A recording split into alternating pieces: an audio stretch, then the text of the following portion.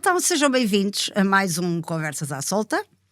Cá estamos nós, desta vez para fazer o balanço dos últimos 4 meses com os nossos estimados comentadores, não direi residentes, mas pelo menos frequentes, o Pedro Gomes Sanches, obrigada Pedro, e o Nuno Gonçalo Poças.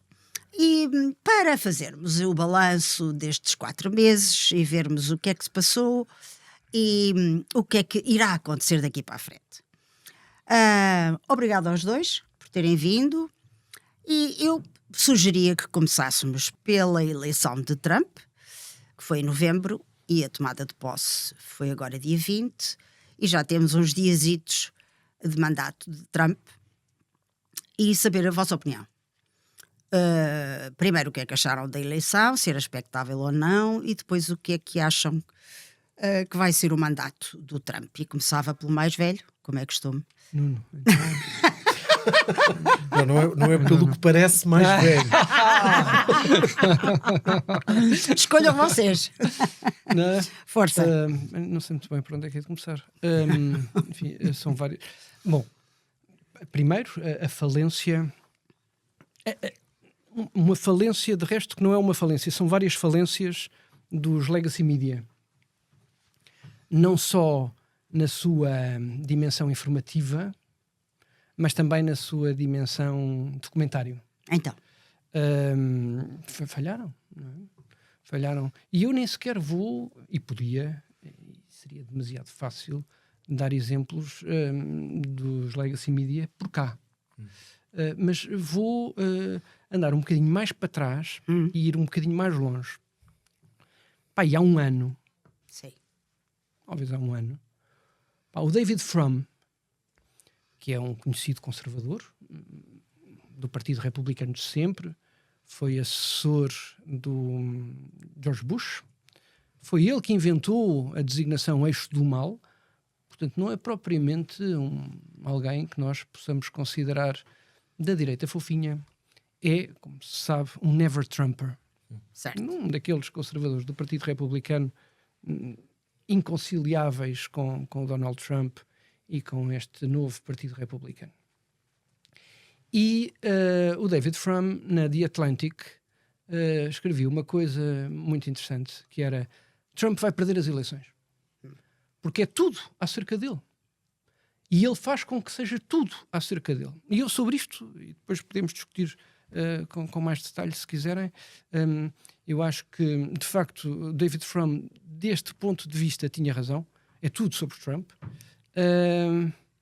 Mas eu acho que os seus opositores também fazem com que seja tudo sobre Trump. De resto, como na política local, o Chega faz com que seja tudo a seu respeito, e os seus adversários fazem com que seja tudo acerca do Chega. Eu acho que isto é um erro que já estamos a pagar e que vamos pagar ainda mais caro. É um bocadinho assim em todo lado onde há movimentos desta natureza. Esta coisa do... eu acabo já, fazendo aqui assim só uma nota de rodapé, porque chegaremos lá, a propósito desta coisa do debate sobre a imigração. Lá vamos nós a reboque do Chega. Isto é um erro. Exato. Só porque o Chega é vocal, ou muito vocal, Ou mais vocal. ou mais vocal, ou o pioneiro, ou o que quiserem, num tema, isso não faz dele proprietário. Claro. E de cada vez que os outros atores vão a esse debate, e outros atores, até por força da história na política portuguesa que têm ideias sobre o assunto, de cada vez que vão ao tema, não estão necessariamente a ir a reboque do Chega. E é um erro, mas sobre isso discutiremos. Só para fechar o ponto inicial relativamente ao Trump.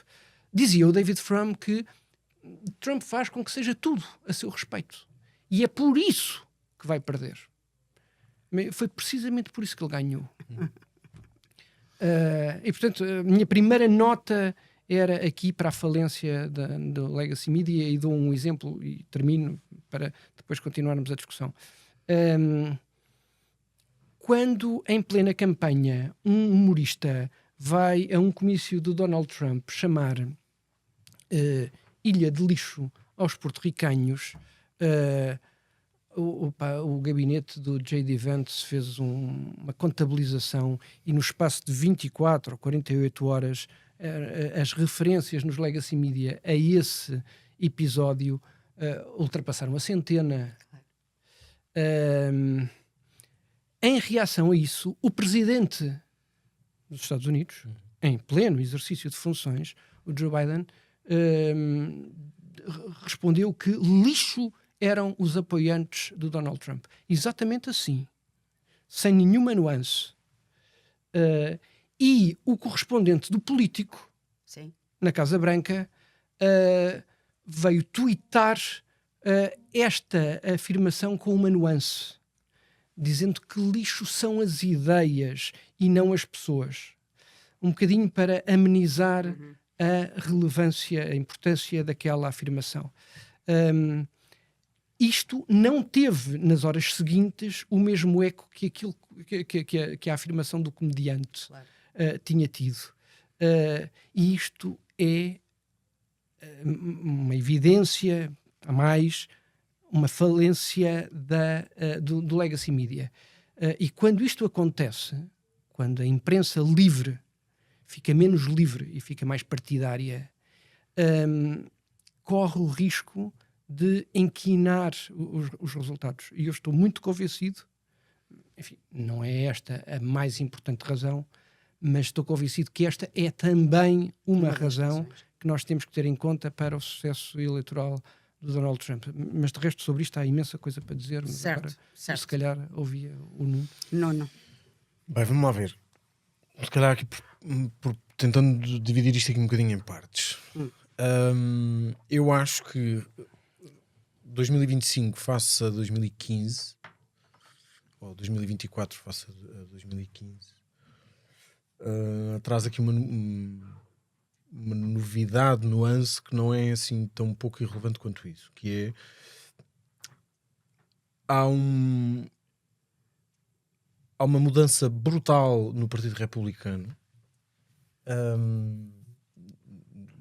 que ocorreu durante este período de 8 anos e começou de facto em 2015 e 2016, mas o primeiro mandato e a primeira vitória não são comparáveis ao que aconteceu agora.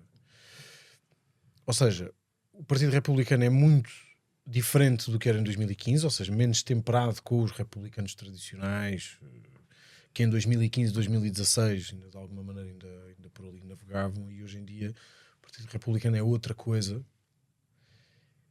e é outra coisa muito mais estruturada do que era no final do primeiro mandato. E eu acho que isso tem algum reflexo, porque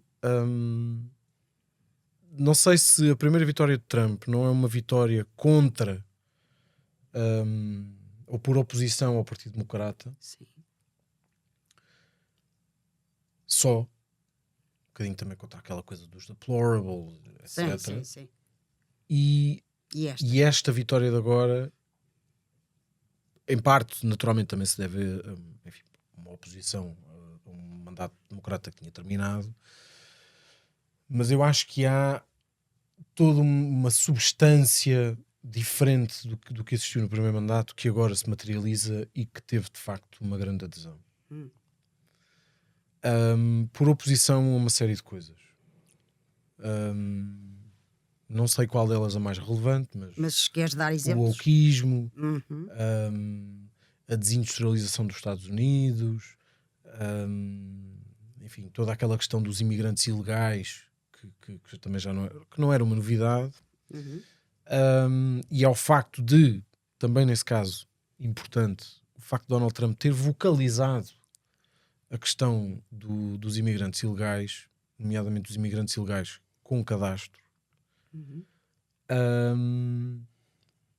que na verdade depois dá origem a uma série de reações, e que talvez tenha um bocadinho a ver com isso, que eu acho que são que é preciso esmiuçá-las um bocadinho.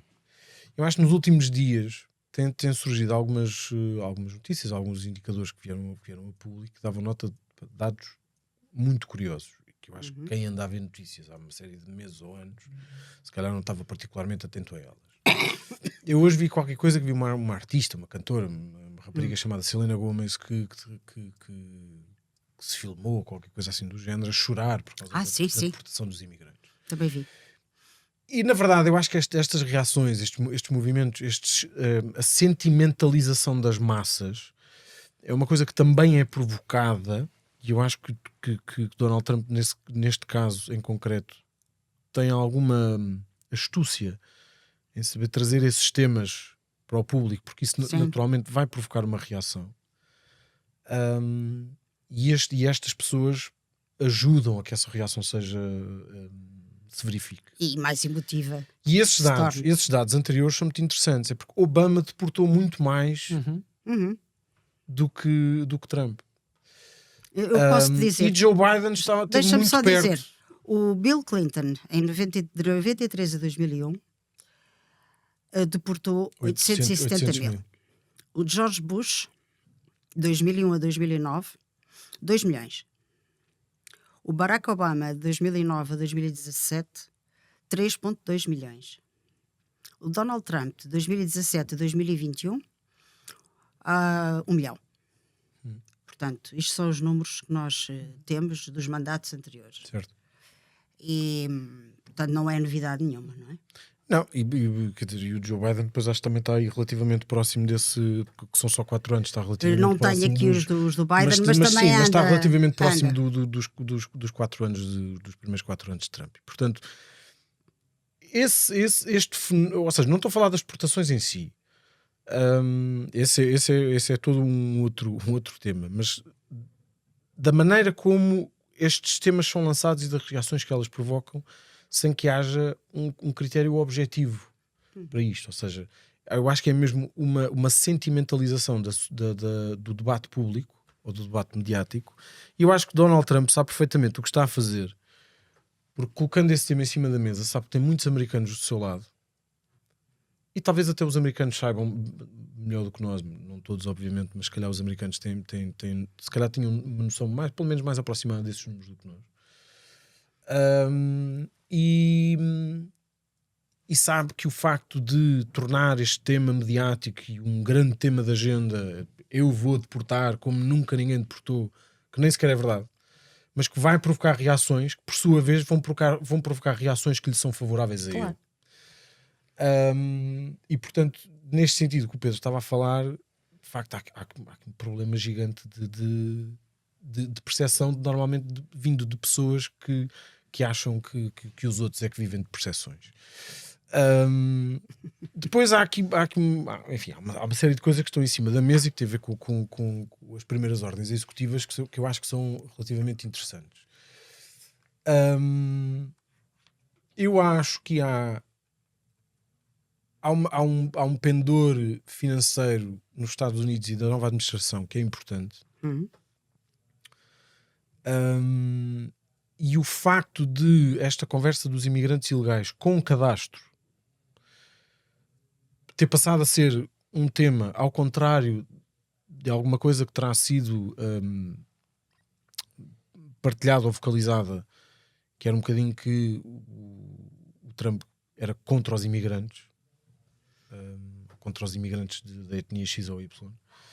E eu acho que o facto disto de agora ter ficado mais claro lhe acrescenta uma dose de simpatia. E ao mesmo tempo o fator de deportações ganhou um peso superior ao das tarifas. Sim. Há uma grande novidade que não foi uma novidade porque não vinha nas ordens executivas, que é o facto de a China não ter sido mencionada. Portanto, houve um aumento de tarifas para o Canadá e para o México, salvo erro. E para que eu acho que República sim, para um país ali do Caribe que assim. se recusou a receber sim. a colaborar Não, foi a Colômbia agora, foi a Colômbia, mas entretanto foi depois aceitou. Foi a Colômbia, foi da América Latina. Mas depois chegaram a acordo. E portanto, quer dizer, eu acho que esse indicador do facto de a China ou seja, não ter existido um confronto direto com a China acaba por ser interessante, porque a China é neste momento a segunda maior potência económica mundial, é o maior produtor mundial de baterias elétricas, a nova administração conta com um dos grandes produtores de carros elétricos.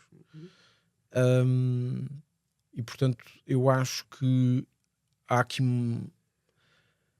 há um interesse da administração em recuperar algum fôlego económico e industrial, mas sem perder a noção do circuito internacional por onde se pode mexer. E isto é um fenómeno que eu acho que é interessante porque, enfim, pode acabar por descambar em duas situações. Ou nós, de alguma maneira, acabaremos a cair numa escalada proteccionista em que toda a gente aumenta tarifas uns aos outros em escada. Sim. Ou então, na verdade, Donald Trump está só a fazer aquilo que tem feito e faz em muitos temas, que é lançar um grande fogo de artifício Um bluff. para, no fundo, atirar só o foguete ao sítio certo que é onde ele quer chegar. E nós depois perdemos imenso tempo a discutir o fogo de artifício. Exato. Que é o que ele quer que se faça. Isto para a Europa é um problema, Pois é. porque na Europa nós estamos muito entretidos com o fogo de artifício de Donald Trump, pelo menos em termos de debate público, e não sei se no debate político, até no debate político a que nós não assistimos normalmente, se há alguma capacidade para fazer face a isto. E portanto, tendo em conta que Donald Trump pretende obter as maiores vantagens que puder para os Estados Unidos, e que neste momento a Europa é um carro em marcha atrás. E, portanto, que com alguma dificuldade acompanhará este percurso. E, portanto, há aqui alguns indicadores que podem sugerir algumas coisas. Em termos de percentagem de PIB entre investimento privado e investimento público em inovação e desenvolvimento, a Europa foi o ano passado ultrapassada pela China. E portanto nós estamos atrás da União Europeia, dos Estados Unidos, da China, do Japão, que estão praticamente todos, exceto a China, acima dos 3%, a China já acima dos 2,4% da Europa. Acho que há 3 ou 4 países na Europa que investem acima dos 3% do PIB em inovação e desenvolvimento, que são países nórdicos, salvo erro, a Finlândia, a Suécia e a Alemanha. Mas, portanto, tudo o resto estará para trás. E, portanto, nós na verdade estamos a ficar atrás deste jogo. Nós estamos a perder esta corrida. As empresas europeias estão a ir para os Estados Unidos. E nós estamos a ficar. Eu acho que corremos o risco de nos tornarmos numa espécie de museu do mundo, e com uma grande capacidade de exportar burocracia e regulamentos. Sim, sim. Já ouvi dizer que nós vamos ser a Disney do mundo. Pois é possível. Turismo. E isto de facto é um problema. E portanto, eu acho que talvez o maior perigo no horizonte é nós tentarmos perceber para onde é que nós podemos seguir, sendo certo que partimos de um ponto que pode ter vantagens ou desvantagens comparativas. Os Estados Unidos são um Estado soberano, federal, mas são um Estado soberano. A China também, a Rússia também, a Austrália, o Japão, o Canadá, o Brasil, etc. A União Europeia não é um Estado. E tem em cada um dos seus Estados soberanos vários problemas por resolver. Certo. Na semana passada, ou esta semana, na capa do El Mundo, dava-se nota de que o Pedro Sánchez está a diligenciar. Não sou eu. Sim. O outro. Está a diligenciar no sentido de aproximar Espanha da China. Sim. E portanto, seguindo aqui um bocadinho a linha de Zapatero e do seu conluio com todos esses países, com a Venezuela, com a China, etc. Muito interessante. A Itália, por exemplo, está noutra via completamente diferente. A Hungria também. embora entre a Hungria e a Itália haja aqui muitas nuances e muitas diferenças. A Alemanha está à beira de um desastre económico, de um desastre energético. O Reino Unido, que não fazendo parte da União Europeia já, mas é um país europeu e era uma potência importante europeia, está à beira de um desastre energético, de não ter energia sequer em casa para iluminar e aquecer as suas famílias.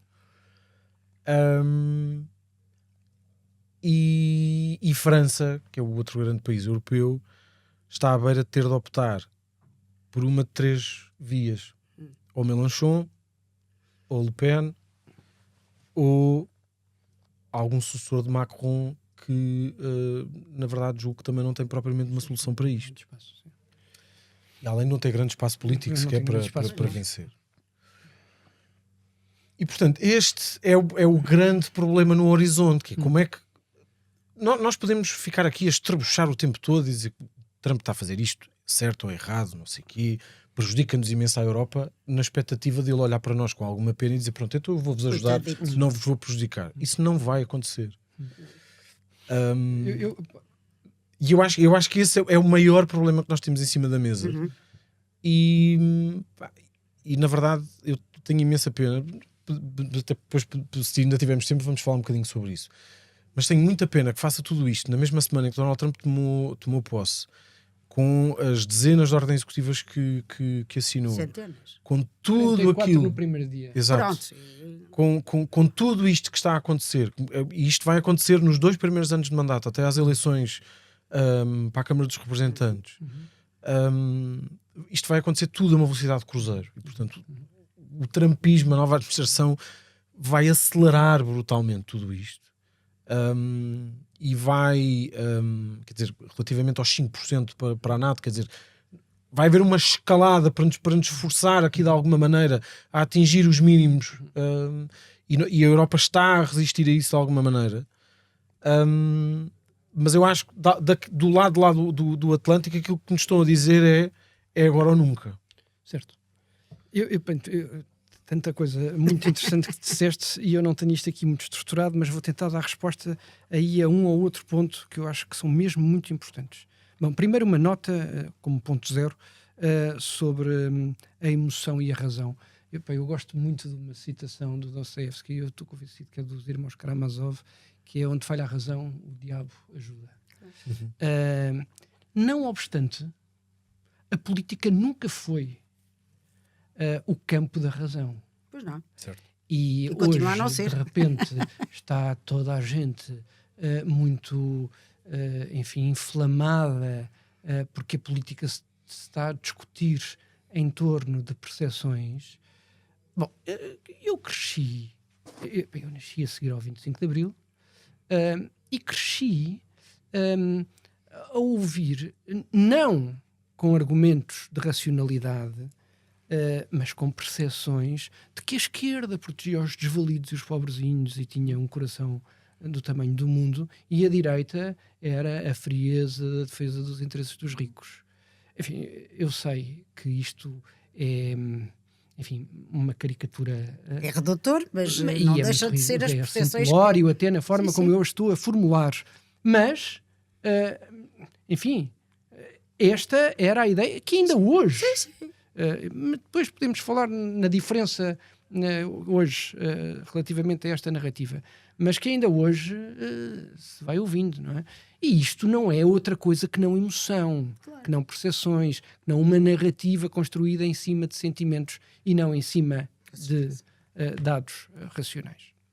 E, portanto, enfim, esse teu primeiro ponto merecia-me este comentário. Sobre Trump e as tarifas, eu acho que as tarifas são um erro. O David Ricardo está às voltas no túmulo com a história das vantagens comparativas, não é? Nós sabemos que a especialização é mais lucrativa para todos do que a tentação da autossuficiência. E esta primeira afirmação tem, eu acho que merece discussão em torno desta ameaça de, tarifas alfandegárias ou sanções alfandegárias, como quiserem chamar.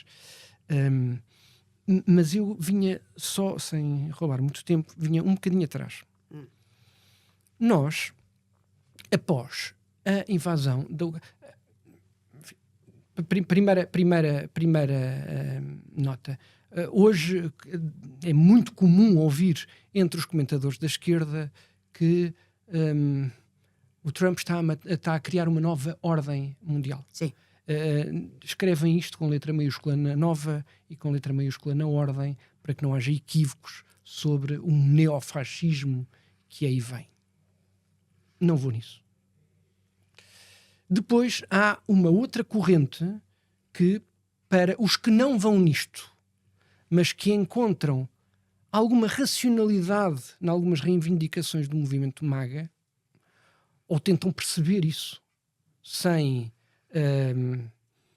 desprezo à partida, ou veem alguma razão em algumas medidas anunciadas pela nova administração norte-americana, que são trumpistas. Ou se não são, parecem que são. Eu acho isto extraordinariamente redutor. Em cima disto, se quem olha para o que está a acontecer com críticas severas ao que se está a passar na União Europeia, bom, então essa acusação de trumpista, ou de não ser, mas parecer que sim, aumenta ainda mais o volume. Pois eu também não vou nisto. Em que é que eu vou? Eu creio que das 44, eu estive a ver uma a uma, enfim, no dia a seguir, das 44 ações, enfim, ordens executivas de Donald Trump do primeiro dia, boa parte delas têm a ver com a reforma do Estado e direitos.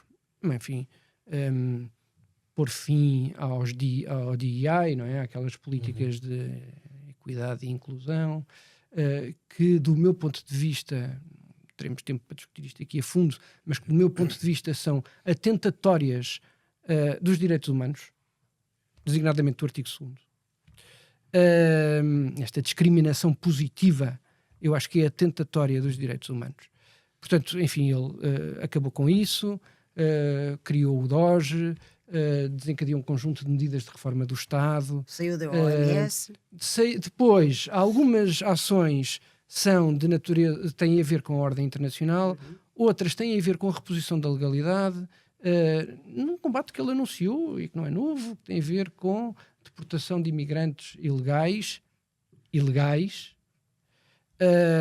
ou seja, alguém que não está a cumprir a lei, que entrou sem cumprir a lei, que permanece sem cumprir a lei. E, em cima disto, ele ainda acrescentou o facto de pertencerem a grupos criminosos, a gangues, designadamente. Enfim, nada de extraordinariamente estranho nisto. E depois, enfim, daquelas 44, há ali uma medida que é o indulto aos selvagens do Capitólio, que contra as recomendações do J.D. Vance, ele ainda assim quis fazer. Mas, portanto, enfim, eu acho que no lugar de estarmos a discutir a caricatura Trump, eu acho que valia muito a pena discutirmos cada uma das medidas. Uma das medidas que está no centro do debate agora e que não está nas ordens executivas do primeiro dia é a questão das tarifas. Eu acho que a questão das tarifas é importante. Porquê é que eu ainda há bocadinho estava a ir à guerra da Ucrânia? Porque há aqui uma ameaça, ou a Europa sentiu uma ameaça sino-russa. Uma ameaça sino-russa que vinha de antes da invasão da Ucrânia e que se prolongou muito para lá da invasão da Ucrânia. Como? Bom, a Rússia já tinha invadido a Crimeia e nós assobiámos para o lado. O Obama disse uma coisa muito interessante nessa altura. Relembra-me? Que não tinha sido eleito para ir defender aquela zona do mundo. É interessante. Se tu escreveres essa frase hoje e não atribuires o autor, 90 e tal % das pessoas vão dizer que é do Donald Trump. Claro. Mas, portanto, enfim, começou antes com a invasão da Crimeia. Bem, começou antes, até com a invasão de outras ex-repúblicas soviéticas. Mas, enfim, para o nosso espaço teve este episódio da Crimeia. Curiosamente, numa administração democrata nos Estados Unidos, mas depois exercícios militares de grande escala envolvendo os dois exércitos, o permanente bullying a Taiwan feito por operações militares no Estreito por parte das Forças Armadas chinesas, com o impacto, com uma ameaça declarada, não é velada. Sim. Vamos tomar aquilo é nosso. Até com um horizonte temporal, 2030, se não estou em erro, com o impacto que isto tem, não só no comércio internacional, mas também na indústria dos semicondutores. Enfim, há vários episódios que não têm exclusivamente a ver com a guerra da Ucrânia que apontam para uma ameaça sino-russa. O que é que no rescaldo da guerra da Ucrânia se começou a discutir muito? Foi, isto neste estado é o fim da globalização e o regresso da geoeconomia, da geopolítica e da geoeconomia. E aquilo que se adivinhava, ali na segunda metade de 2022, era que com esta mutação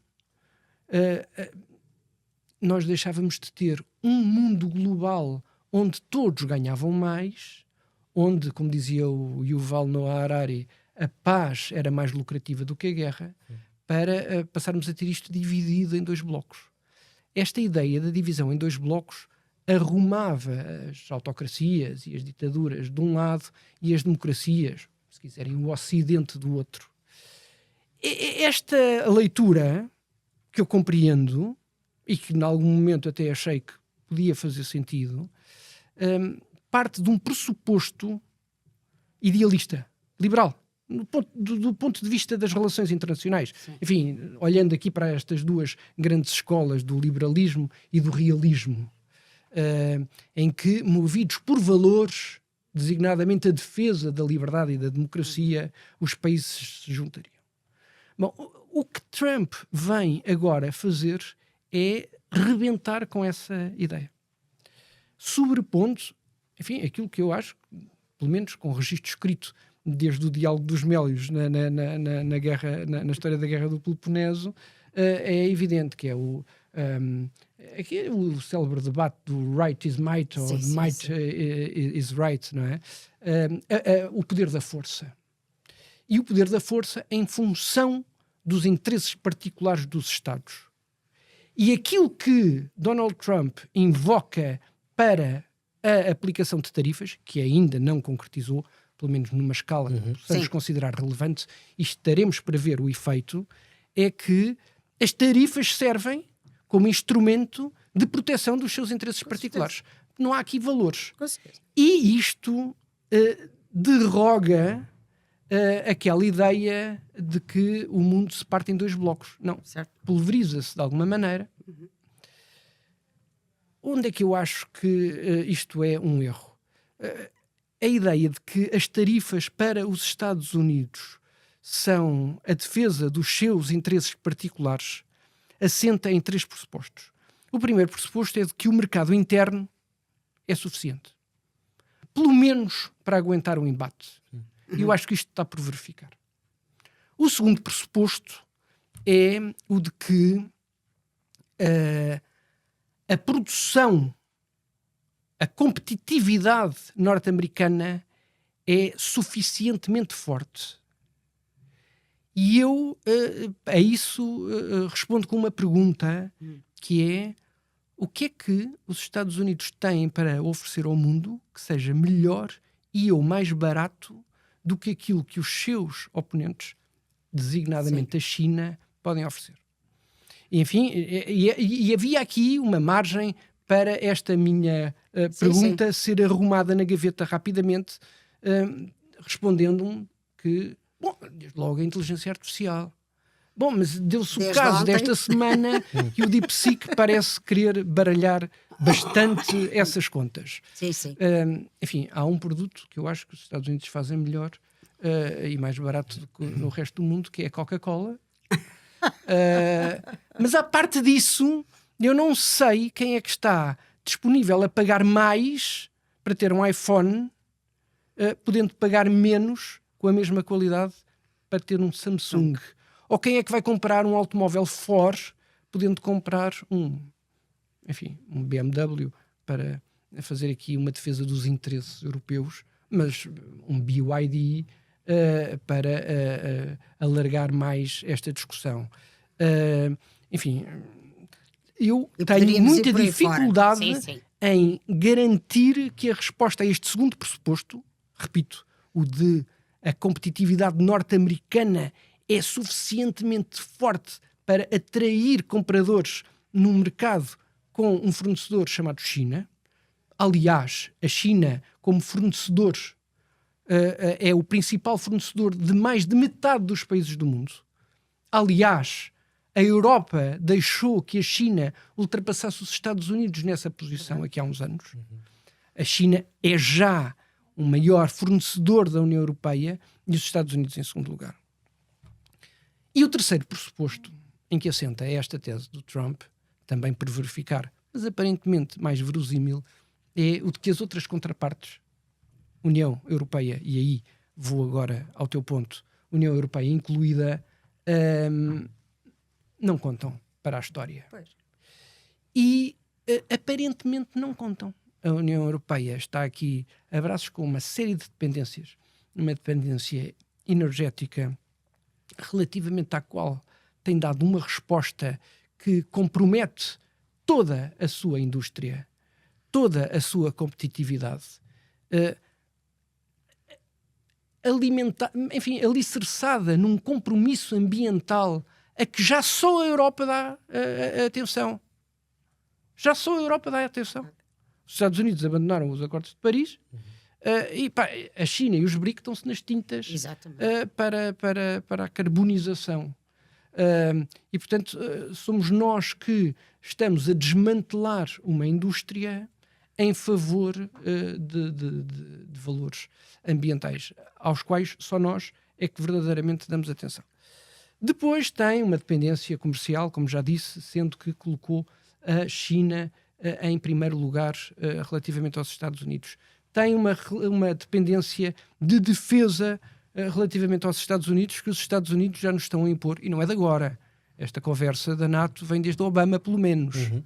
Aliás, é por causa disso, por vir desde Obama, que se assumiu o compromisso dos 2%. Nós, esta semana, tivemos aqui uma situação vexatória de ter cá o Mark Rutte a dizer: bom, 2% não chega, Exato. depois de o Primeiro-Ministro ter dito com uma autoindulgência, enfim, infeliz, que, não, mas nós vamos cumprir os 2% lá para 2029. E ele diz, não, mas 2%, mas 2% já não chega e 2029 já é tarde. Depois temos uma dependência enfim, de defesa, energética, comercial, industrial, e isto coloca-nos numa situação de grande vulnerabilidade. Nesta circunstância de vulnerabilidade, isto do ponto de vista político pode evoluir para uma tentação de agregação maior rumo ao federalismo, ou por força de movimentos crescentes nos países de desagregação via anativismos locais e, portanto, a uma cooperação ainda mais difícil. Até porque há aqui alguns iscos lançados, designadamente expressos pelo Donald Trump, na simpatia que tem pela senhora Meloni. Sim. Dá-se o caso de não poder haver isenção tarifária para a Itália porque a União Europeia funciona como um bloco. E, portanto, enfim, há aqui assim alguns iscos lançados que podem estimular a fragmentação e há aqui a necessidade de resposta conjunta que pode conduzir a um movimento para mais próximo do federalismo. Pondo esta discussão de parte, e esta discussão importa, a minha questão mantém-se no domínio da economia. Se não conseguimos olhar para o outro lado do Atlântico como um parceiro, porque é que havemos de lhe conseguir manter lealdade? Esta minha observação não significa o meu abandono do atlantismo e da defesa do atlantismo. Mas eu, para ter a defesa do atlantismo, eu preciso ter um parceiro do lado de lá, Claro. que aparentemente se está a recusar a ser. E está no seu direito. Agora, eu não sou um idealista. Voltando às teses das relações internacionais entre o idealismo Exato. e o realismo. Eu não sou um idealista, nunca fui. Sou um realista. E, portanto, na defesa dos nossos melhores interesses, era muito importante que a União Europeia apostasse na competitividade e na inovação.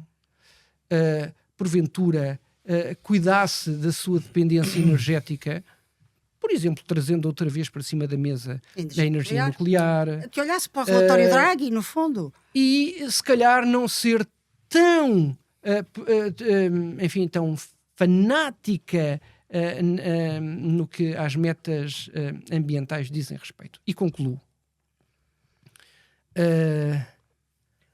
A isto, a União Europeia tem respondido com angústia, com repulsa pelo que se está a passar do outro lado do Atlântico e com regulamentação.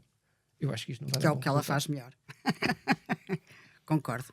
Fez alguma coisa a dizer, não? Posso só fazer aqui uma nota? Eu acho que, e nós acho que estamos os dois de acordo sobre isso.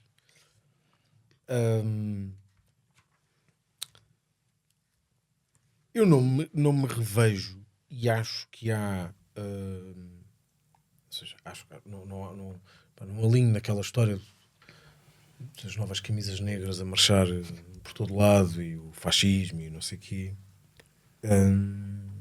Mas não me revejo numa série de coisas. Aliás, sobre isso, o fascismo é interessante, até porque a Giorgia Meloni esta semana, a propósito dos 80 anos do Holocausto, ou da libertação,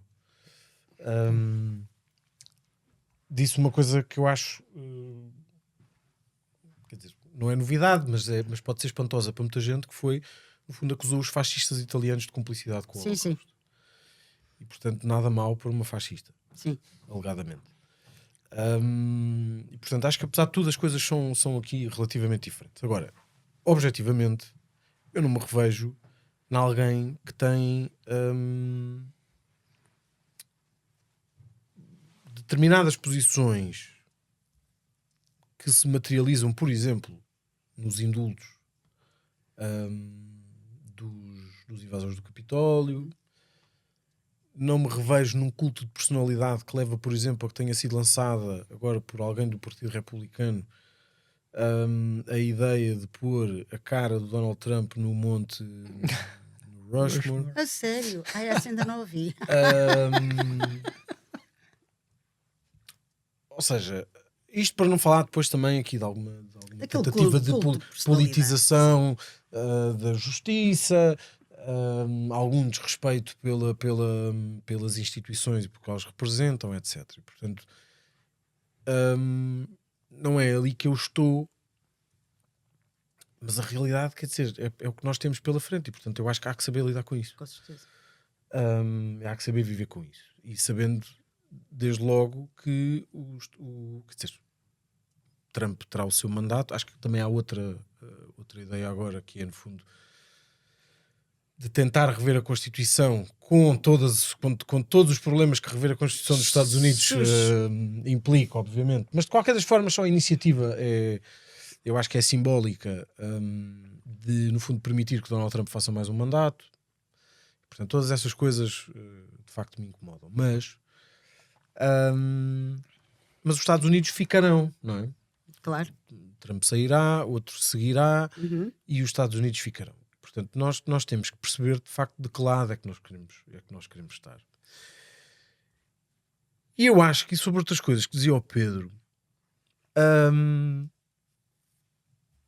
nós, além de termos ficado com toda esta dependência comercial, energética, industrial, defesa, nós na verdade fomos bastante pulverizadores nas dependências. A energia ficou para a Rússia, a indústria ficou para a China, sim. a defesa fica para os Estados Unidos e, portanto, todo o mundo inteiro nos faz qualquer coisa que nos permita a nós viver tranquilamente, usufruindo do belo que a vida tem, sem grandes chatices, direitos sociais que nunca mais acabam, horários de trabalho reduzidos, semanas reduzidas, enquanto todo o mundo vive, quer dizer, e nós, de facto, é uma hipocrisia muito grande. Nós vivemos estes anos todos, quando andávamos a lutar pelos avanços sociais da Europa, não nos importámos nada de pagar ao preço mais baixo do que a uva produtos que eram fabricados com mão de obra Mão de obra escrava, escrava, claro. etc. E ainda o fazemos. Certo. Mas além disso, nós conseguimos ainda fazer outra coisa que eu acho extraordinária. E eu sei que isto é um bocadinho... Talvez não seja propriamente um ponto muito abordado, e sei que é pode ser um bocadinho polémico. Mas, na verdade, para um continente que dominou praticamente o mundo inteiro durante séculos, eu acho que ir hoje à África, à América Latina, já para não falar de outras partes do mundo, e perceber que a presença europeia é muito diminuta e cada vez maior. Cada vez menor. Cada vez menor, sim, desculpa. Eu acho que é um problema. Eu estive a Costa Rica agora, há uns dias estava a ouvir um debate e voltava-se a falar da Costa Rica, também a propósito da questão do canal do Panamá e dos interesses que podia haver na Costa Rica. A Costa Rica é um país pequeníssimo, tem a dimensão mais ou menos do Alentejo, não é? E 5% da biodiversidade do planeta, coisa impressionante. E eu estive lá há quase 10 anos e fiquei muito admirado com duas coisas. E foste Atlântico a Atlântico? Fui Atlântico Pacífico. Sim. E duas coisas muito, muito impressionantes que eu não fazia a mínima ideia. A Costa Rica tem as 5 maiores produções da Costa Rica são bananas, café, turismo, cacau e microchips. Os microchips é que eu não estava à espera. Exato. Eu na altura também não estava, mas acho que, independente das bananas, do café, do cacau e do turismo, os microchips fazem aqui muita diferença. E quem anda, não pelas zonas turísticas, não pelas costas, pelos parques naturais, etc., quem passa algum tempo em São José é capaz de ficar um bocado impressionado com a quantidade de estátuas e placas com caracteres chineses, placas de agradecimento, uma série de coisas. Eu há 10 anos aquilo surpreendeu-me um bocadinho. Quer dizer, Costa Rica fala-se castelhano, não é? Fala-se espanhol. E de facto, hoje olhando para aí, nós de facto percebemos que nós perdemos tudo isso, não é? Pois. A Europa não é o maior parceiro do mundo. Nós deixámos de ter alguma coisa para oferecer ao mundo. A única coisa que queríamos era que o mundo nos oferecesse alguma coisa a nós. E isto é um problema. Enfim, quem diz a Costa Rica diz todo uma série de países espalhados pelo mundo fora. De facto, cada um foi tomando o seu espaço. Os Estados Unidos abandonaram, por exemplo, a África. O Biden tentou agora no final fazer ali uma aproximação, curiosamente em Angola. Verdade. E mesmo para nós, para Portugal, nós temos um mercado de mais de 300 milhões de pessoas de língua, não é? Sim, sim. O 7º maior. Exato. Não. Bem. Sim. E é um mercado muito grande. Sim. É um mercado de língua muito grande. E portanto eu acho que na verdade oportunidades não nos faltam. Quer dizer, o Reino Unido então nem se fala, não é? Claro. Além da Commonwealth, etc., que também tem decaindo ao longo dos anos. Também. França, Holanda, bem, a Itália talvez nem tanto, mas teve menos casos de relativo sucesso. Mas eu acho que isto para nós é um bocadinho importante, porque eu acho que na Europa nós também nos temos perdido um bocadinho por causa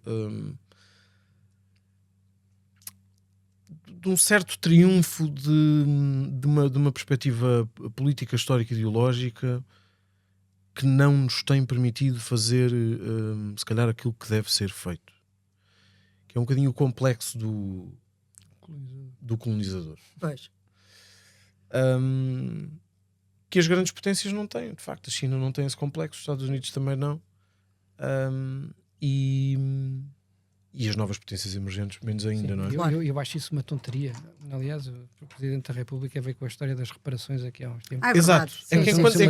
Mas é que é por aí. Ou seja, Pois, enquanto nós na Europa andamos a discutir as reparações ao fim destes anos todos, quando boa parte desses países são hoje em dia potências emergentes. Eu acho, a semana passada, acho que foi o Paulo Portas que disse isso numa conferência, salvo erro, que até 2030, 30% do PIB mundial estará na Indonésia, nas Filipinas, no Bangladesh, no Vietnã, na Índia e no Brasil. Joguei que era o Paquistão. E na Turquia. Turquia. E portanto, isto é o mundo, parece que é o mundo ao contrário, mas não é o mundo ao contrário, é o mundo a existir, não é? Exatamente. Portanto, são países que estão, muitos deles, a sair de estados de pobreza extrema, que estão a ganhar poderio económico, social, militar, etc. E nós estamos a discutir se devemos reparar por causa do ouro do Brasil e daquelas coisas todas. E, portanto, e a regulamentar coisas. Certo. Eu acho que esse para nós europeus é de facto um grande problema. E é uma coisa que eu acho que nós temos o debate um bocadinho inquinado, precisamente por causa de todos estes complexos. Com uma nuance. Nós habituámos, embora haja muito debate público das últimas décadas, este desconforto relativamente à NATO, por exemplo, em alguns setores, depois noutros setores há aqui um desconforto relativamente à China, mas nós não sabemos bem por onde é que nos havemos de virar. E não temos a capacidade de falar a uma só voz, um bocadinho aquela coisa do Kissinger, não é? Quando eu ligo para a Europa, ligo para quem? Quando quer falar com quem manda naquilo, ligo para quem? Exato. Eu não faço a mínima ideia de como é que isso se resolve, mas é uma coisa que me preocupa de facto, porque é um problema a longo prazo, não é? Isto não é, eu sei que hoje em dia a política é muito imediata e portanto nós temos que satisfazer a notícia do dia, mas isto são as notícias do dia, mas que são notícias do dia que para os próximos anos, para as próximas décadas, não é? Sim. E não há propriamente uma solução no horizonte. Certo. Eu ouvir-te falar nas economias emergentes e no caminho feito e na ambição, lembro-me, eu usei uma expressão aqui há uns meses num artigo, é uma expressão que eu gosto muito, que é o fastio do Fausto. Eu acho que nos entregámos ao fastio do Fausto. Sim. Uma certa dolência, um certo aborrecimento. É uma comida da burguesia, não é? Fruto Sim, do sim. sucesso. Isso é terrível, não é? Porque num certo nível de conforto eu tenho pouco estímulo, obrigado Maria Helena, pouco estímulo para ir mais longe, e portanto corro o risco de vou ficar deixando parado. de estar, vou deixando de ver. Mas é uma coisa extraordinária que nós perdemos a capacidade de nos rebelarmos, ou seja, a favor do futuro. Todos os grandes movimentos de contestação dos últimos 10, 20 anos na Europa são em favor de uma realidade que nós tínhamos como certa e que pode estar prestes a deixar de existir. Exato. E portanto nós não estamos preocupados em construir nada, nós estamos preocupados em garantir Manter. que aquilo que foi construído não se vai destruir. O problema é quando isso deixa de ser possível.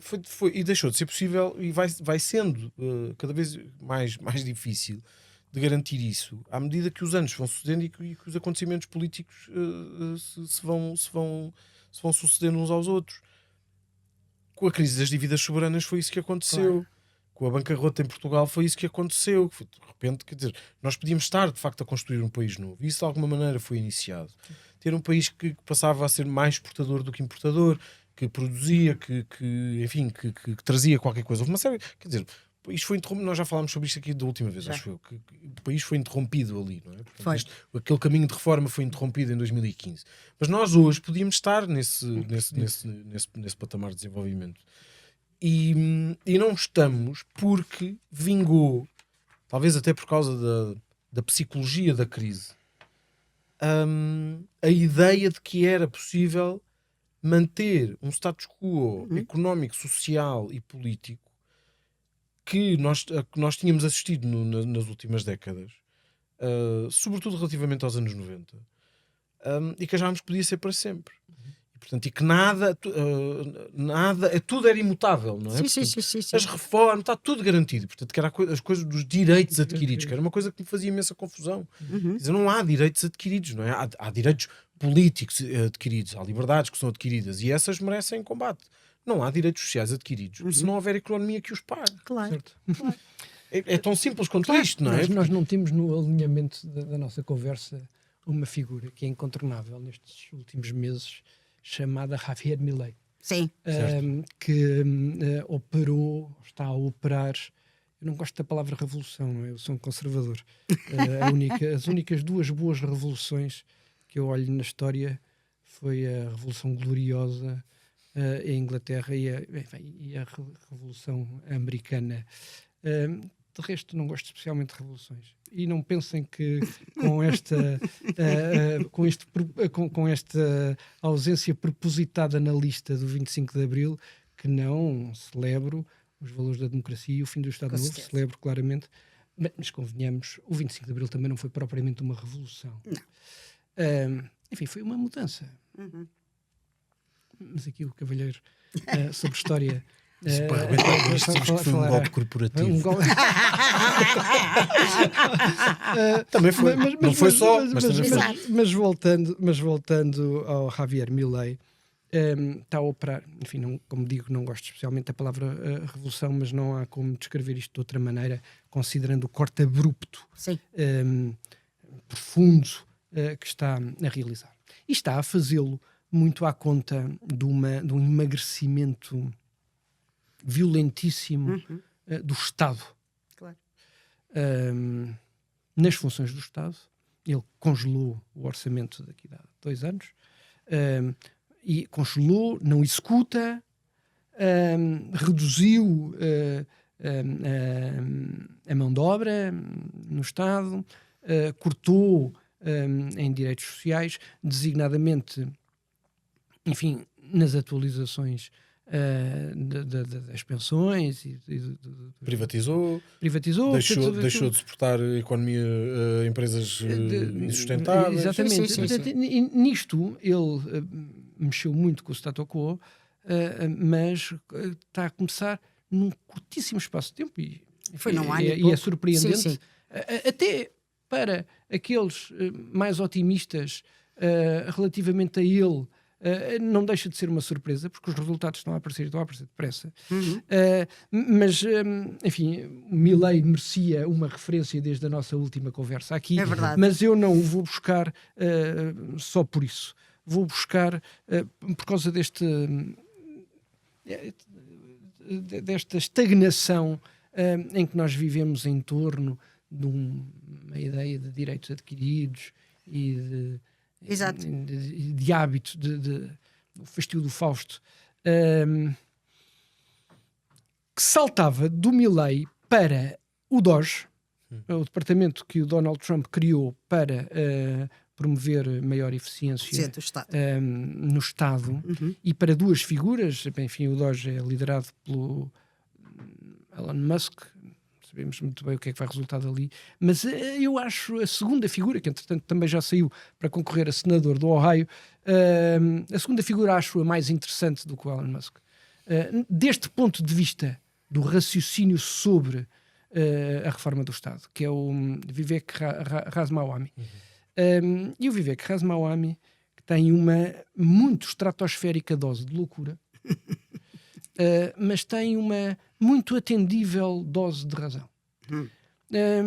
Ramaswamy aqui há tempos dizia que então isto, nós pegamos nos funcionários públicos, escolhemos para o ímpar e o último número do número da Segurança Social, que calhasse, vão de fora, vão embora. Portanto, dizemos logo 50%. Esta é a parte estratosférica da loucura. A parte atendível da razão é a necessidade imperiosa de reduzir o Estado.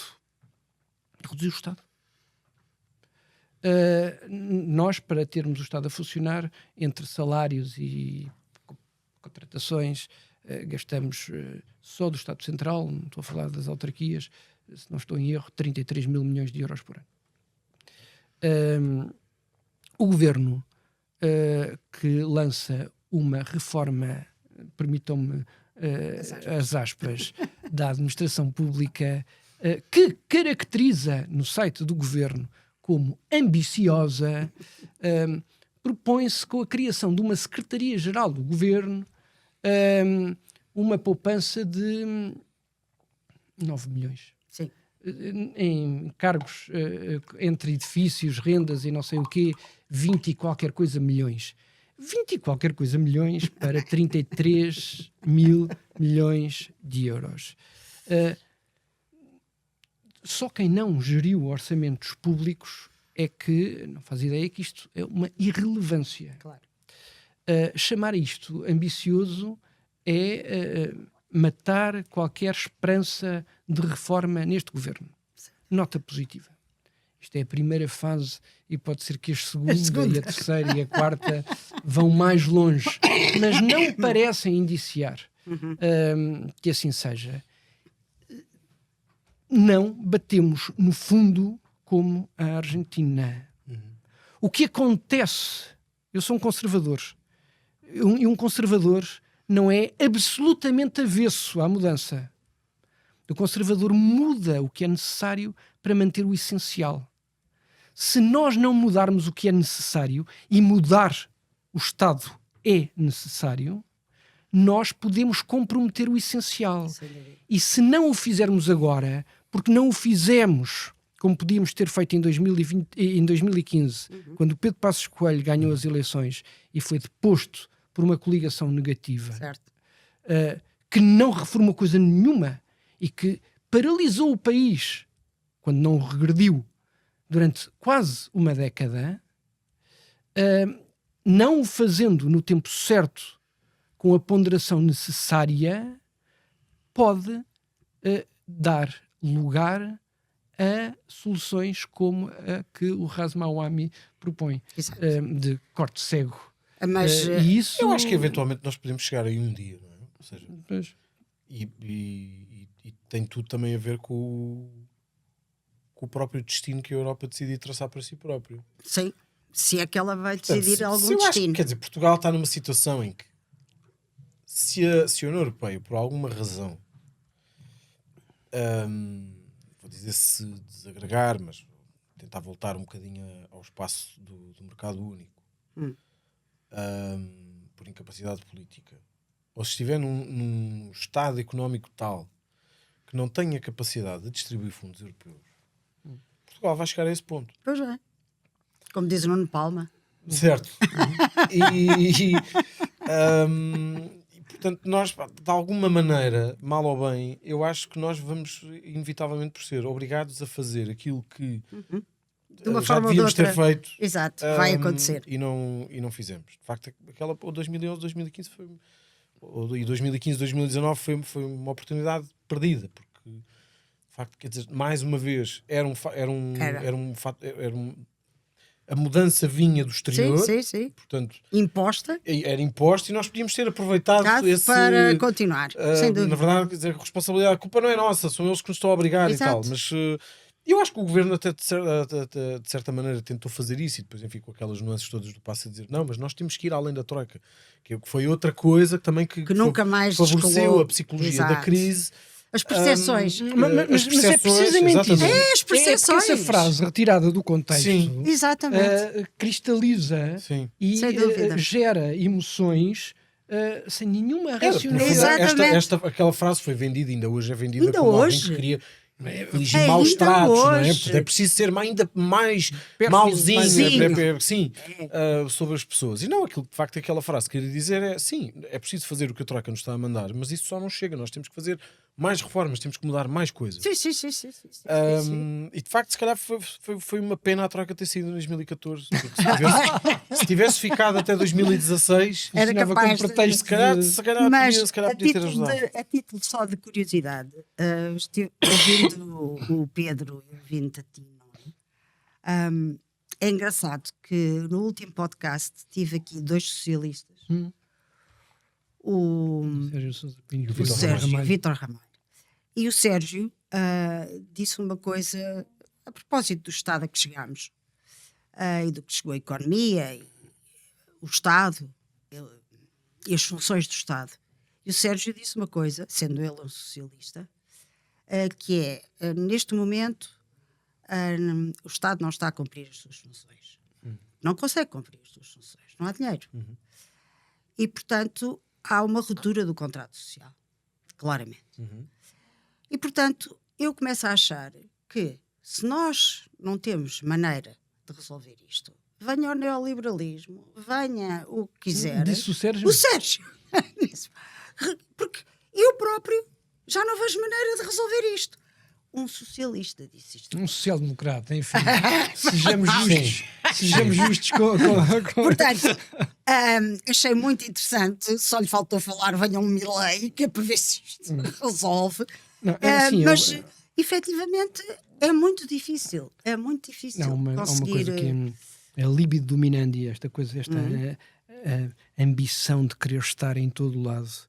Querer estar em todo lado, sem os recursos necessários, e mesmo às vezes com os recursos necessários, mas claramente querer estar em todo lado sem os recursos necessários é correr o risco de acabar por não estar em lado nenhum.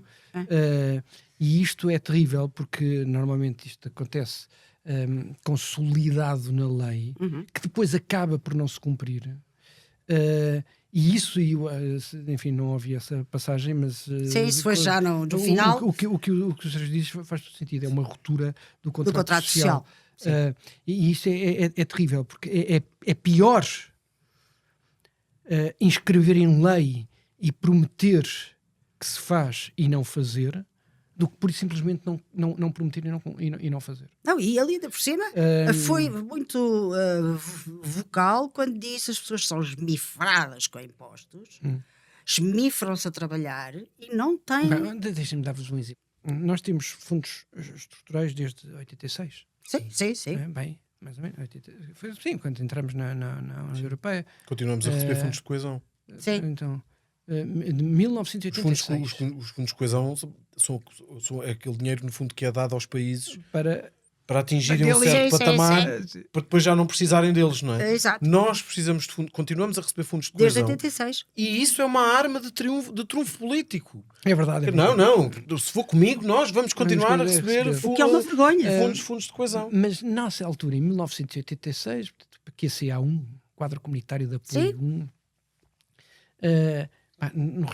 enfim, logo imediatamente, porque havia muito dinheiro do Fundo Social Europeu, criou-se em Portugal um instituto público, que entretanto mudou de nome, depois se extinguiu, mas uma das funções desse instituto público, enfim, no caso, o instituto chamava-se Inofor, depois passou-se Inovação na Formação, depois passou a chamar-se IQF, Instituto para a Qualidade da Formação, acho eu, e depois aquilo foi pulverizado, e uma das competências que tinha na altura e que continua a ter hoje, integrou uma direção-geral qualquer do Ministério do Trabalho, que é DGEP, acho eu. Enfim, agora é irrelevante, mas eu sei que a competência se mantém, que era a da certificação das entidades formadoras. O que se dizia na altura, num estilo muito paternalista, era o mercado não sabe. E nós, aqui no Estado, vamos dizer que referenciais, que procedimentos, como é que se faz? Como é que isto se faz para que, e vamos reconhecer isso nas entidades, vamos ensiná-las a fazer, vamos certificá-las. E a partir daí podem sim operar no mercado e receber os fundos, o Fundo Social Europeu, as verbas do Fundo Social Europeu. Enfim, eu já acho que, e era merecedor de uma discussão longa, que isto se justificasse no início. Em 2025 nós continuamos a ter o Estado a dizer as entidades formadoras como é que se faz. Exatamente. E Claro. caramba, se a entidade, se eu vou contratar um serviço de formação, por acaso não vou, a resposta seria ótima, a qualidade seria imensa, mas aqui assim ao lado, se eu fosse contratar aqui um serviço de formação, aqui uma empresa qualquer aqui ao lado, e a resposta fosse má, bem, eu já não contratava mais. Com certeza, o mercado a funcionar. A resposta era boa. Claro, como é óbvio. Enfim, mas este nanny state, não é? Este nanny state tem várias nuances. Tem esta, que é o Estado sobre as empresas, tem dos apoios sociais diretos aos beneficiários. Mas depois também tem, enfim, manifestações relativamente a esta coisa de que todos os imigrantes são bem-vindos. Porque todos os imigrantes vêm à procura de condições melhores e, portanto, nós temos a obrigação moral de os receber. Exato. Independentemente de quem sejam, do perfil que tragam, das circunstâncias que tenham, da nossa própria circunstância, da nossa capacidade com os serviços públicos de dar resposta aos que estão. Venham. Portanto, esta ideia do nanny state tem várias camadas. Eu só tenho pena. Vou-vos dizer que já passou 1h10. E nós não saímos deste tema. E nós não falámos para... Como é que estão os teus trabalhos com o lançamento da candidatura do Pacheco Pereira à presidência da República? Não falámos presidenciais, não falámos de nada. Só falámos do que é importante. Falámos, falámos, mas não deu tempo para mais. Portanto... Eu ainda tinha aqui uma nota agora para responder. Mas a nota podes dizer. Ainda posso? Podes, claro. Não, é porque estas coisas são importantes, até porque nós discutimos pouco a questão da produtividade e a Europa, em concreto, pelo menos face aos Estados Unidos, tem um problema de produtividade e Portugal, face à Europa, tem um problema de produtividade no Sim. E nós continuamos muitas vezes também com um debate inquinado a achar que quando se está a falar de produtividade é alguém que está interessado em pôr os trabalhadores a trabalhar mais horas. Exato. E isso também não é verdade. Portugal é dos países onde se trabalha mais horas por dia. Produz é mal. Ou pelo menos está no local de trabalho durante mais horas por dia. Exato. Portanto, todas estas coisas têm importância. E esse também é outro debate que nós temos. Tal como não temos outro debate, e este também tem um bocadinho a ver com esta questão da imigração, que é um debate importante, e naturalmente a imigração é necessária, regulada, mas necessária, que é a questão da natalidade. Ora bem. E que também é provavelmente fascista falar disso, mas é um grande tema. A Europa tem um problema de natalidade, Portugal tem um problema muito grande de natalidade e nós não podemos, isto é, se não quisermos fazer com que Portugal e a Europa percam a sua cultura, a sua matriz, os seus valores, a sua identidade, a sua história, a sua cultura. Que muita gente esta semana veio dizer que não sabe o que é. Pois, agora de repente, desculpa agora afinal descobri que há uma série de gente, felizmente não o Pedro Nuno Santos, mas há uma série de gente que descobriu esta semana que até um ex-ministro da Educação que é tão cosmopolita, que descobriu esta semana que Portugal não tem uma cultura, não tem valores. Exato. Nem sequer percebendo que a lei que nós temos decorre precisamente dessa cultura. Portanto, com certeza. Há aqui também todo uma ignorância. Um positivismo. Chamar de ignorância pura, mas tudo bem. Não, vamos pôr as coisas. Porque eu não acho que seja ignorância. Eu acho que as pessoas. Quer dizer, pode ser ignorante e acreditar mesmo nas coisas. Mas eu acho que há de facto aqui há um positivismo e há uma corrente política, doutrinária, ideológica, etc., filosófica, sim, claro que, que tem um grande peso enfim, naquilo que é a nossa consciência moral coletiva. Com um grande prejuízo para todos nós. Acho eu. Que é, no fundo, a corrente que despreza toda e qualquer teoria de direito natural. Claro. Enfim, que depois redunda em tudo isto. Na inexistência da cultura portuguesa, dos valores, etc. Exato. E, portanto, que se chega ao ponto de dizer os imigrantes não têm que respeitar a cultura e valores nenhum portugueses, até porque isso não existe. Eles têm que respeitar a lei. Claro. Mas a lei decorre da cultura e dos valores portugueses. E, portanto, estas coisas são todas de facto muito importantes. A questão demográfica, a questão da natalidade é importante. A não ser que, volta atrás, a não ser que nós queiramos prescindir disso tudo e aceitarmos que Portugal pode ser outra coisa completamente diferente. É que uma coisa é aceitar que Portugal é um país aberto ao mundo, que acolhe e que tem no seu seio pessoas diferentes, culturas diferentes, como sempre teve, outras religiões, como sempre teve. Exatamente. Aliás, nós somos todos filhos disso, de alguma maneira, não é? Os nossos nomes, as nossas palavras, aquilo que nós dizemos, aquilo que nós comemos, nosso sangue.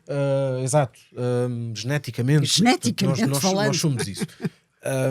Outra coisa é achar que Portugal pode de facto ser outra coisa. Eu não gostava que fosse, Mas acho que se nós continuarmos nesta senda, isso não é uma impossibilidade. Pois, percebo-te. Se calhar não no meu tempo de vida, naturalmente, porque, enfim, mas não é uma impossibilidade para o futuro. Ou seja, Sim. Bem, eu tenho aqui, eu vou tentar ser muito rápido, eu tenho um aditamento ao que o Nuno disse, tenho uma adversativa e tenho duas provocações. O aditamento sobre a cultura tem a ver com esta coisa de que a cultura não importa, basta cumprir a lei. A cultura importa.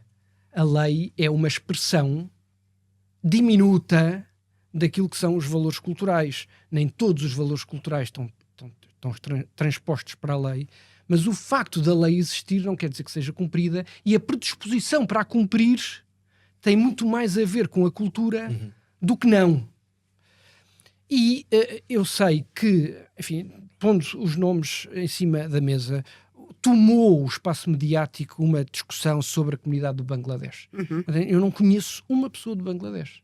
Não tenho nada contra as pessoas individualmente consideradas do Bangladesh. Importa dizer que no Bangladesh a homossexualidade é punida com pena de prisão perpétua e que há poucos anos o diretor da única revista LGBT, que por acaso era funcionário da Embaixada dos Estados Unidos, foi assassinado com faca no quarto onde estava com o seu companheiro. Alguém que se deslocou lá para o matar com faca.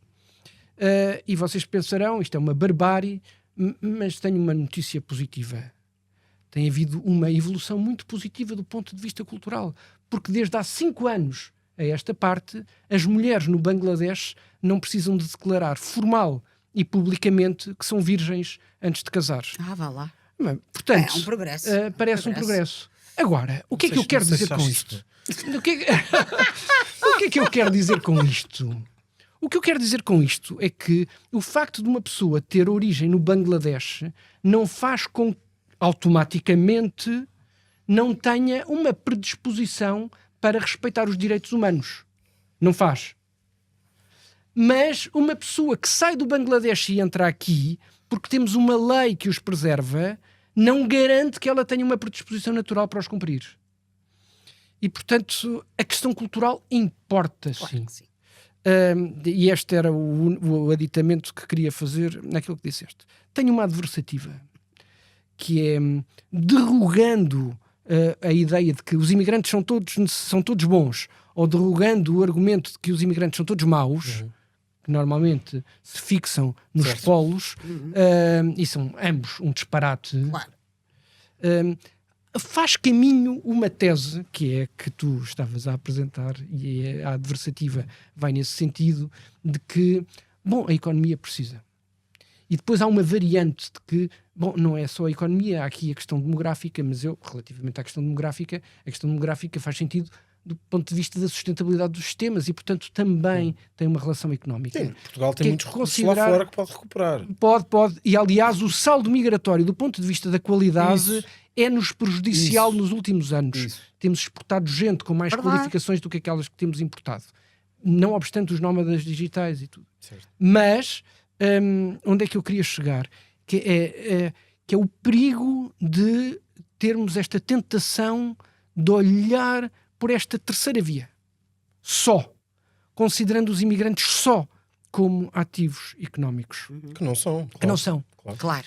Portanto, enfim, queria dar como também é, só aqui para terminar, como também é, não digo mais nada, prometo, como também é um erro, aquela conversa é um erro e é de uma hipocrisia, de um oportunismo gigante. Dizer que os imigrantes são muito importantes para equilibrar a nossa segurança social. Claro, nossa segurança social. Sim. Que é porque, no fundo, é olhar para os imigrantes como vocês vêm para cá, fazem os vossos descontos para nos pagar as nossas reformas, certo. E depois, quando for o tempo das vossas, vocês vão-se lá embora. para a vossa terra. Pois, e na verdade isto não é menos racista do que outro discurso qualquer. Claro. E não é Exatamente. menos discriminatório do que outro discurso Sim, qualquer. sim. E, portanto, mesmo esta teoria de que, na verdade, eles é que trouxeram aqui algum equilíbrio às contas públicas, segurança social, não sei o quê, também não é verdade, porque eles são contribuintes líquidos.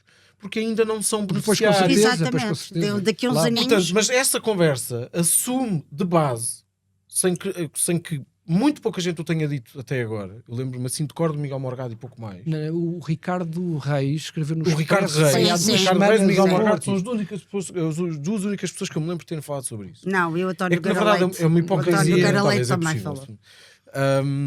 que são as poucas pessoas que têm falado sobre isso, dizendo que esse discurso parte É do falacioso. princípio de que nós, na verdade, estamos só a explorar os recursos deles, Exatamente. enquanto sendo certo que no final vocês não venham para cá pedir coisas nenhumas. Não, porque não vai haver. Vocês não vão pedir reforma, não vão pedir subsídio, não sei o quê. Quando chegar a essa altura, vocês vão-se embora e substituímos por outros para pagar as nossas. Sim. Isto é É verdade, é verdade, é verdade. Tinha duas provocações. Certo. Uma ainda no rescaldo desta parte da conversa, que não é propriamente uma provocação, mas é uma exploração de paradoxo, que é, nós andamos aqui muito inquietos que a robótica e a inteligência artificial, sobretudo, Sim. vão destruir empregos, vão roubar empregos, mas ao mesmo tempo dizemos que precisamos de mão de obra. Portanto, enfim, é de alguma maneira pelo menos um paradoxo merecedor de atenção para perceber que mão de obra precisamos para que funções, e quais é que são afinal as funções que vão deixar de existir por força da inteligência artificial e da robótica. Última provocação, e já não tem nada a ver com isto, mas enfim, tem a ver com o momento e tem a ver com uma coisa que eu disse no princípio da nossa conversa sobre a benevolência e a bondade intrínseca da esquerda e a maldade intrínseca da direita, e de que a esquerda protege os oprimidos, o povo e os trabalhadores, e a direita os interesses dos empresários. Nós batemos de frente esta semana com um caso em que, enfim, à direita temos um desgraçado que anda a roubar malas no aeroporto. Em aeroportos. Enfim, portanto, no fim da linha, depois de termos roubos de alto nível por parte de tanta gente importante, no fim da linha temos alguém a roubar e a vender a roupa na Vinted. De direita, e um partido da esquerda tão vocal no ataque aos patrões, a exercer enquanto patrão um comportamento abusivo relativamente ao proletariado. A utilizar os mesmos meios. Trocaram lugares. As caricaturas da política, nos extremos da política, trocaram lugares relativamente àquela mitologia de que a esquerda são os pobrezinhos e a direita são os ricos. É verdade. Segundo a Mariana Mortágua, a esquerda, quando faz essas coisas, enganou-se. Não? Foi um erro. E a direita, quando faz isso, é mesmo para alejar. É mesmo intencional. Exato, é a grande diferença. Exatamente. Meus caros, a conversa não acabaria mais, não é? Verdade. Mas depois não temos quem nos ouça porque não tem pachorra. Portanto, fica a proposta de mais outra conversa. E agora temos muitos temas, desde as presidenciais a estes momentos hilariantes quase de revista à portuguesa, ou de sketches de gato fedorento, que a semana passada apareceram.